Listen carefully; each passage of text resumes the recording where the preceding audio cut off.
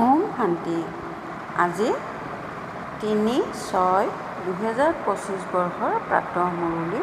ওম শান্তি। বাপ দাদা মধুবন। আজি বাবাই কৈছে, মৰমৰ সন্তানসকল, এতিয়া তোমালোক নতুন সম্বন্ধত গৈ আছা। সেইবাবে ইয়াৰ কৰ্ম বন্ধনযুক্ত সম্বন্ধবোৰ পাহৰি কৰ্মাতীত হোৱাৰ পুৰুষাৰ্থ কৰা। প্ৰশ্ন: পিতাই কোনসকল সন্তানৰ বাহ কৰে? সকলোতকৈ অধিক স্নেহ কোনসকলক দিয়ে? উত্তৰ: বাবাই গৰীব সন্তানসকলৰ বাহ কৰে। বাহ দৰিদ্ৰতা বাহ। আৰামত দুখন ৰুটি খাব লাগে, লালচা নাই। গৰীব সন্তানসকলে পিতাক মৰমেৰে স্মৰণ কৰে। বাবা নিৰক্ষৰ সন্তানসকলক দেখি আনন্দিত হয়, কিয়নো তেওঁলোকে ইতিমধ্যে পঢ়াখিনি পাহৰিবৰ কাৰণে পৰিশ্ৰম কৰিবলগীয়া নহয়। ওম শান্তি। এতিয়া পিতাৰ সন্তানসকলৰ প্ৰতি নিতৌ কোৱাৰ দৰকাৰ নাথাকে যে নিজক আত্মা বুলি বুজা। আত্মা অভিমানী হোৱা অথবা দেহী অভিমানী হোৱা, কথাটো সেইটোৱেই নহয় জানো? পিতাই কয়, নিজক আত্মা বুলি বুজা।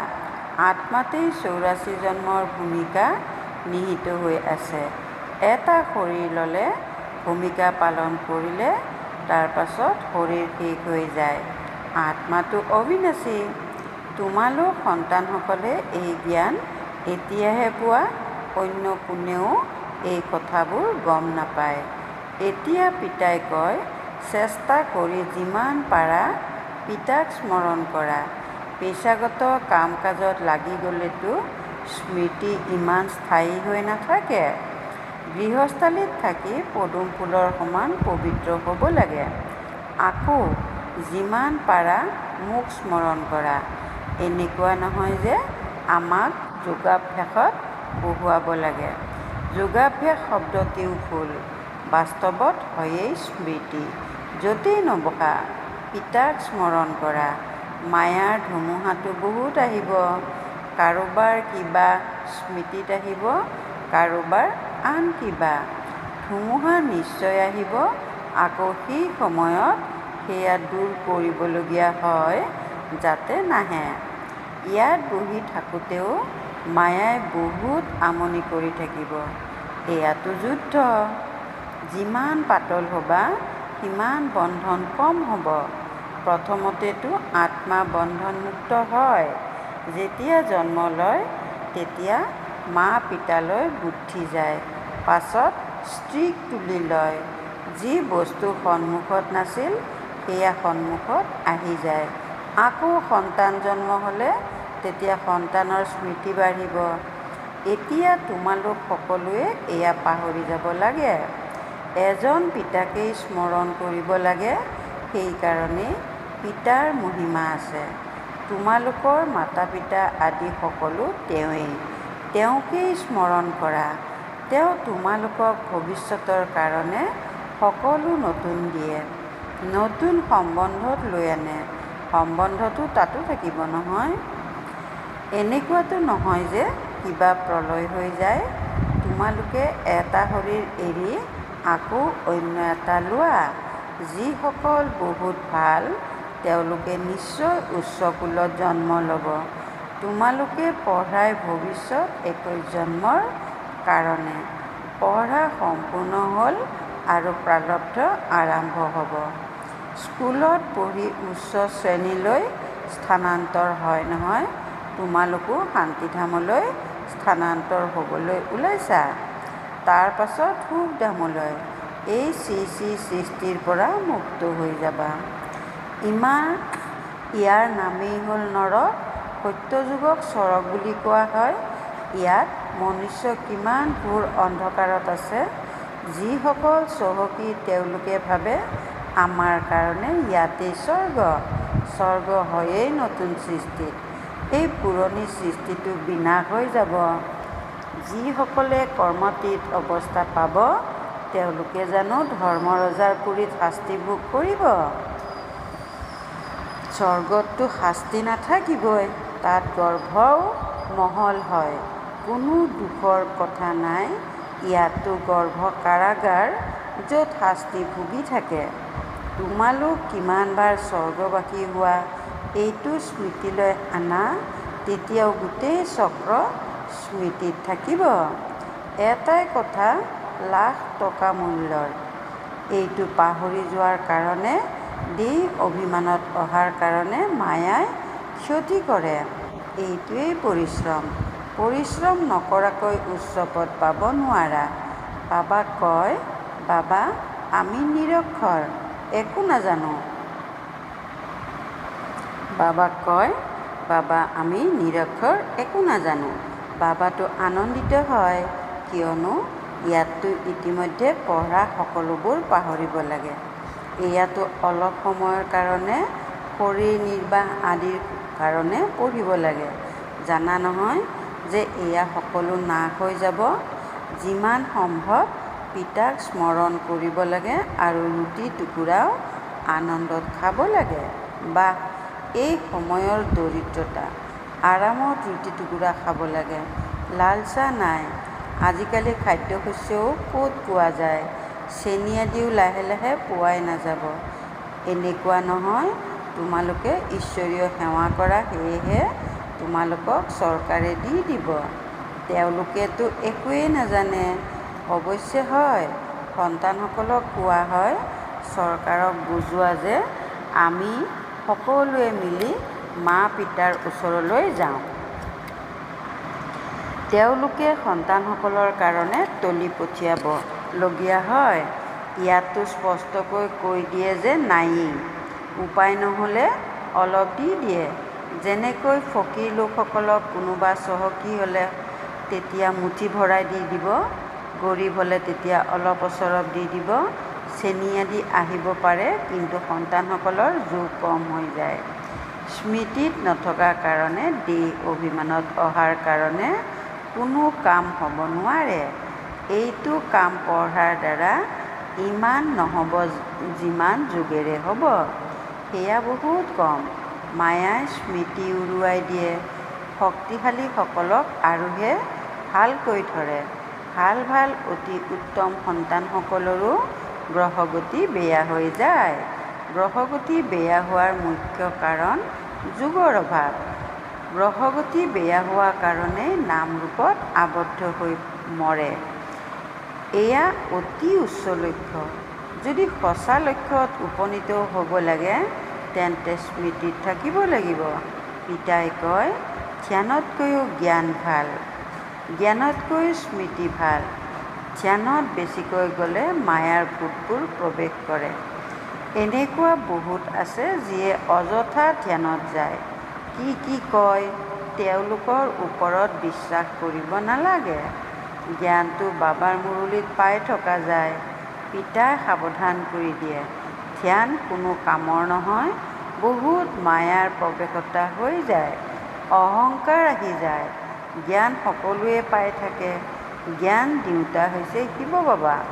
মাম্মায়েও ইয়াৰ পৰা জ্ঞান পাইছিল নহয়, তাকো মন্মনা ভৱ বুলি কোৱা হ'ব।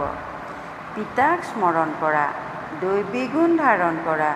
নিজকে চাব লাগে, মই দৈবী গুণ ধাৰণ কৰোঁনে? ইয়াতেই দৈবী গুণ ধাৰণ কৰিব লাগে। কাৰোবাক চোৱা, এতিয়া অতি উত্তম অৱস্থা। আনন্দেৰে কাম কৰে। এঘণ্টাৰ পাছত ক্ৰোধৰ ভূত আহিল, শেষ। পুনৰ স্মৃতি উদয় হয়, এয়াতো মই ভুল কৰিলোঁ। আকৌ শুধৰণি হৈ যায়। সঘনে ৰূপ সলোৱা সন্তান বাবাৰ ওচৰত বহুত আছে। এতিয়াই দেখিবা বহুত মিঠা। বাবাই ক'ব, এনেকুৱা সন্তানসকলৰ প্ৰতিটো উৎসৰ্গিত হৈ যাওঁ। এঘণ্টা পাছত আকৌ কিবা নহয় কিবা কথাত বিতুষ্ট হৈ যায়। ক্ৰোধ আহিল, গোটেই উপাৰ্জন শেষ হৈ গ'ল। এতিয়াই উপাৰ্জন, এতিয়াই লোকচান হৈ যায়। সকলো স্মৃতিত থকাৰ ওপৰতেই নিৰ্ভৰ কৰে। জ্ঞানটো বহুত সহজ। সৰু ল'ৰা ছোৱালীয়েও বুজাই দিব। কিন্তু মই যি হওঁ, যেনেকুৱা হওঁ, যথাৰ্থ ৰীতি জানিব লাগে। নিজক আত্মা বুলি বুজিব। এইটো ৰীতিৰে সৰু ল'ৰা ছোৱালীয়ে স্মৰণ কৰিব পাৰিব জানো? মনুষ্যক মৃত্যুৰ সময়ত কোৱা হয় ভগৱানক স্মৰণ কৰা। কিন্তু স্মৰণ কৰিব নোৱাৰে, কিয়নো যথাৰ্থভাৱে কোনেও নাজানে। কোনেও উভতি যাব নোৱাৰে আৰু বিকৰ্মও বিনাশ নহয়।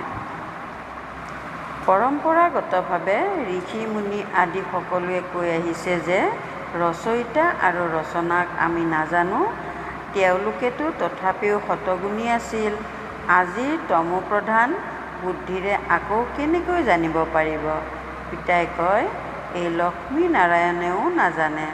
ৰজা-ৰাণীয়েই যদি নাজানে, তেন্তে আকৌ প্ৰজাসকলে কেনেকৈ জানিব? কোনেও নাজানে। এতিয়া কেৱল তোমালোক সন্তানসকলেহে জানা। তোমালোকৰ মাজতো কোনোবা আছে যিয়ে যথাৰ্থ ৰীতিৰে জানে। কয়, বাবা বাৰে বাৰে পাহৰি যাওঁ। পিতাই কয়, যলৈকে নোযোৱা কেৱল পিতাক স্মৰণ কৰা, অতি শ্ৰেষ্ঠ উপাৰ্জন। তোমালোক 21 জন্মৰ কাৰণে নিৰোগী হৈ যোৱা। এনেকুৱা পিতাক অন্তৰ্মুখী হৈ স্মৰণ কৰিব লাগে নহয়। কিন্তু মায়াই পাহৰাই ধুমুহাত আনি দিয়ে। এনেকুৱা অৱস্থাত অন্তৰ্মুখী হৈ বিচাৰ সাগৰ মন্থন কৰিব লাগে। বিচাৰ সাগৰ মন্থন কৰাৰ কথাও এতিয়াৰে। এয়া হ'ল পুৰুষোত্তম হোৱাৰ সংগম যুগ।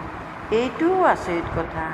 তোমালোক সন্তানসকলে দেখিছা, এখন ঘৰতে তোমালোকে কোৱা, মই সংগমযোগী আৰু অৰ্ধাংগিনী বা সন্তান আদি কলিযোগী। কিমান পাৰ্থক্য! পিতাই অতি সূক্ষ্ম কথা বুজায়। ঘৰত থাকিও বুদ্ধিত আছে যে আমি ফুল হ'বৰ কাৰণে পুৰুষাৰ্থ কৰি আছোঁ। এয়া হ'ল অনুভৱৰ কথা। বাস্তৱত পৰিশ্ৰম কৰিব লাগে। স্মৃতিত থাকিবলৈকে পৰিশ্ৰম কৰিবলগীয়া হয়। এখন ঘৰতেই যদি এগৰাকী হংস অৰ্থাৎ পবিত্ৰ, তেন্তে আনগৰাকী বগলী অৰ্থাৎ অপবিত্ৰ। আকৌ কোনোবা অতি উত্তম, কেতিয়াও বিকাৰৰ খেয়ালো নাহে। একেলগে থাকিও পবিত্ৰ হৈ থাকে, সাহস দেখুৱায়। গতিকে তেওঁলোকে কিমান উচ্চ পদ পাব। এনেকুৱাও সন্তান আছে নহয়। কাৰোবাকতো চোৱা, বিকাৰৰ কাৰণে কিমান মাৰে, কাজিয়া কৰে। অৱস্থা তেনেকুৱা হ'ব লাগে যাতে সংকল্পটো কেতিয়াও অপবিত্ৰ হোৱাৰ খেয়াল নাহে। পিতাই সকলো প্ৰকাৰে ৰায় দি থাকে। তোমালোকে জানা, শ্ৰী শ্ৰীৰ মতেৰে আমি শ্ৰী লক্ষ্মী শ্ৰী নাৰায়ণ হওঁ। শ্ৰী মানেই শ্ৰেষ্ঠ। সত্যযুগত হ'ল 1 নম্বৰৰ শ্ৰেষ্ঠ। ত্ৰেতাত 2টা ডিগ্ৰী কম হৈ যায়। এই জ্ঞান তোমালোক সন্তানসকলে এতিয়া পোৱা। এই ঈশ্বৰীয় সভাৰ নিয়ম হ'ল, যিসকলে জ্ঞানৰত্নক মূল্য দিয়ে, কেতিয়াও হামিয়াই নাথাকে, তেওঁলোক আগত বহিব। কোনো কোনো সন্তানে পিতাৰ আগত বহিও কলমতিয়াই থাকে, হামিয়াই থাকে। তেওঁলোক পাছৰ ফালে গৈ বহিব। এয়া সন্তানসকলৰ ঈশ্বৰীয় সভা। কিন্তু বহুত ব্ৰাহ্মণীয়ে এনেকুৱা সকলোকো লৈ আহে। এনেয়েতো পিতাৰ পৰা ধন পোৱা যায়। এটি এটি বাণী লাখ টকা মূল্যৰ। তোমালোকে জানা, জ্ঞান পোৱাই যায় সংগমত। তোমালোকে কোৱা যে বাবা আমি পুনৰাই বেহদৰ উত্তৰাধিকাৰ ল'বলৈ আহিছোঁ। অতি মৰমৰ সন্তানসকলক বাবাই বাৰে বাৰে বুজায়, এইখন শ্ৰী শ্ৰী সৃষ্টি তোমালোকৰ হ'ল বেহদৰ বৈৰাগ্য। পিতাই কয়, এইখন সৃষ্টিত তোমালোকে যি কিছু দেখিবলৈ পোৱা, সেয়া কাইলৈ নাথাকিব। মন্দিৰ আদিৰ নাম চিহ্নই নাথাকিব। তাত স্বৰ্গত তেওঁলোকে পুৰণি বস্তু চোৱাৰ দৰকাৰ নাই। ইয়াততো পুৰণি বস্তুৰ কিমান মূল্য। বাস্তৱত কেৱল এজন পিতাৰ বাহিৰে কোনো বস্তুৰে মূল্য নাই। পিতাই কয়, মই নাহিলে তোমালোকে ৰাজ্যভাগ্য কেনেকৈ ল'বা? যিসকলে গম পায়, সেইসকলে আহি পিতাৰ পৰা উত্তৰাধিকাৰ লয়। সেইবাবে কটিৰ মাজত কোনোবা বুলি কোৱা হয়। কোনো কথাত সংশয় আনিব নালাগে। ভোগ আদি আগবঢ়োৱাৰো ৰীতি প্ৰথা আছে। ইয়াৰ লগত জ্ঞান আৰু স্মৃতিৰ কোনো সম্পৰ্ক নাই। অন্য কোনো কথাৰ সৈতে তোমালোকৰ সম্পৰ্ক নাই। কেৱল 2টা কথা আছে, অল্প আৰু বে অৰ্থাৎ বাদশ্বাহী। অল্প ভগৱানক কোৱা হয়, আঙুলিৰেও এনেকৈ ইংগিত দিয়ে নহয়, আত্মাই ইংগিত দিয়ে নহয়। পিতাই কয়, ভক্তি মাৰ্গত তোমালোকে মোক স্মৰণ কৰা, তোমালোক সকলো মোৰ প্ৰেমিকা। এইটো জানা যে বাবাই কল্পই আহি সকলো মনুষ্য মাত্ৰকে দুখৰ পৰা মুক্ত কৰি শান্তি আৰু সুখ দিয়ে। সেইবাবেই বাবাই কৈছিল যে কেৱল এইটো ফলকত লিখি দিয়া আছে যে বেহদৰ পিতাই বিশ্বত শান্তি কেনেকৈ স্থাপনা কৰি আছে সেয়া আহি বুজি লওক। 1 ছেকেণ্ডত বিশ্বৰ মালিক 21 জন্মৰ কাৰণে হ'ব বিচাৰে যদি আহি বুজি লওক। ঘৰত ফলক লগাই দিয়া। 3 পদ ভূমিক তোমালোকে ডাঙৰ চিকিৎসালয়, বিশ্ববিদ্যালয় খুলিব পাৰা। স্মৃতিৰ দ্বাৰা 21 জন্মৰ কাৰণে নিৰোগী আৰু পঢ়াৰ দ্বাৰা স্বৰ্গৰ বাদশ্বাহী পোৱা যায়। প্ৰজাসকলেও ক'ব যে আমি স্বৰ্গৰ মালিক হওঁ। আজি মনুষ্যৰ লাজ লাগে কিয়নো নৰকবাসী। নিজেই কয় মোৰ পিতা স্বৰ্গবাসী হ'ল, তেন্তে নৰকবাসী নোহোৱা জানো? যেতিয়া মৰিম তেতিয়া স্বৰ্গলৈ যাম। কিমান সহজ কথা। ভাল কাম কৰাসকলৰ কাৰণে বিশেষভাৱে কয় তেওঁ বহুত মহাদানী আছিল। তেওঁ স্বৰ্গলৈ গ'ল, কিন্তু কোনেওতো নাযায়। নাটক যেতিয়া পূৰা হয় তেতিয়া সকলো মঞ্চত আহি উপস্থিত হয়। এই যুদ্ধও তেতিয়া লাগিব যেতিয়া সকলো ভাৱৰীয়া ইয়ালৈ আহি যাব, পুনৰ উভতি যাব। শিৱৰ বৰযাত্ৰী বুলি কয় নহয়। শিৱ বাবাৰ লগত সকলো আত্মা যাব। মূল কথা এতিয়া 84 জন্ম পূৰা হ'ল। এতিয়া এই জোতা অৰ্থাৎ শৰীৰ এৰিব লাগে। যেনেকৈ সাপে পুৰণা ছাল অৰ্থাৎ মুঠ এৰি নতুন লয়, তোমালোকে নতুন ছাল সত্যযুগত ল'বাগৈ। শ্ৰীকৃষ্ণ কিমান সুন্দৰ, তেওঁৰ কিমান আকৰ্ষণ আছে। অতি উত্তম শৰীৰ। আমি এনেকুৱা শৰীৰ ল'মগৈ। এনেকৈ কয় নহয় যে মইতো নাৰায়ণ হ'মগৈ। এয়াতো পচি যোৱা চি ছাল। এইটো এৰি আমি নতুন সৃষ্টিলৈ যাম। এইটো স্মৰণ কৰি আনন্দিত কিয় নোহোৱা?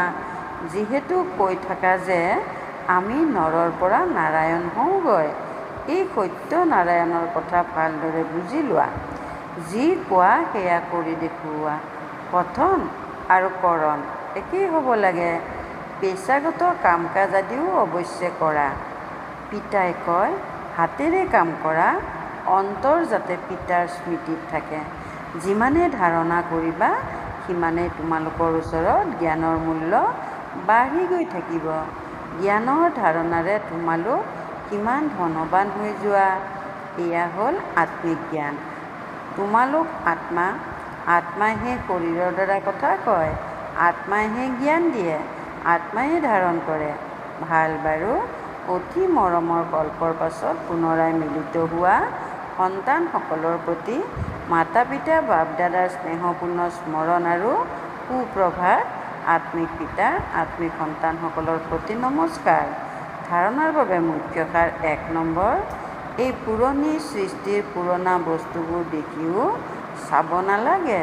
নৰৰ পৰা নাৰায়ণ হ'বলৈ কথন আৰু কৰণ একেই সমান কৰি তুলিব লাগে। 2 নম্বৰ। অবিনাশী জ্ঞানৰত্নক মূল্য দিব লাগে। এয়া অতি উচ্চ উপাৰ্জন। এই ক্ষেত্ৰত হামিয়াই বা কলমতিয়াই থাকিব নালাগে। নাম ৰূপৰ গ্ৰহ দোষৰ পৰা ৰক্ষা পাবলৈ স্মৃতিত থকাৰ পুৰুষাৰ্থ কৰিব লাগে। বৰদান।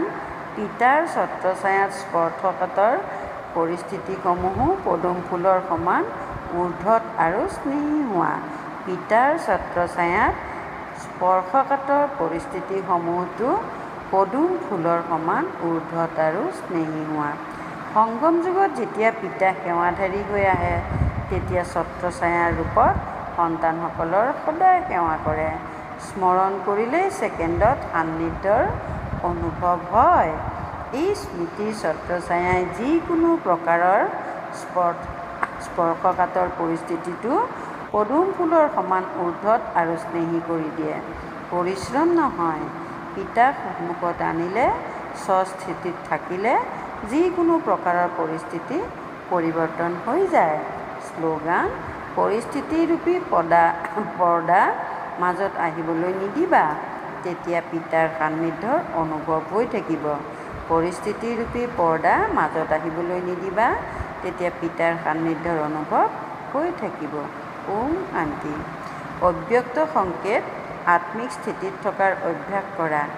অন্তৰ্মুখী হোৱা। যিকোনো বিঘিনিৰ পৰা মুক্ত হোৱাৰ যুক্তি হৈছে ছেকেণ্ডত নিজৰ স্বৰূপ অৰ্থাৎ আত্মিক জ্যোতি স্বৰূপ স্মৃতিত আহি যাওক আৰু কৰ্মত নিমিত্তভাৱৰ স্বৰূপ এই ডবল লাইট স্বৰূপত স্থিত হৈ যোৱা, তেতিয়া ছেকেণ্ডত উচ্চলৈ জঁপিয়াই দিবা। কোনো বিঘিনিয়ে আগবাঢ়ি যোৱাত বাধা দিব নোৱাৰিব। ওম শান্তি।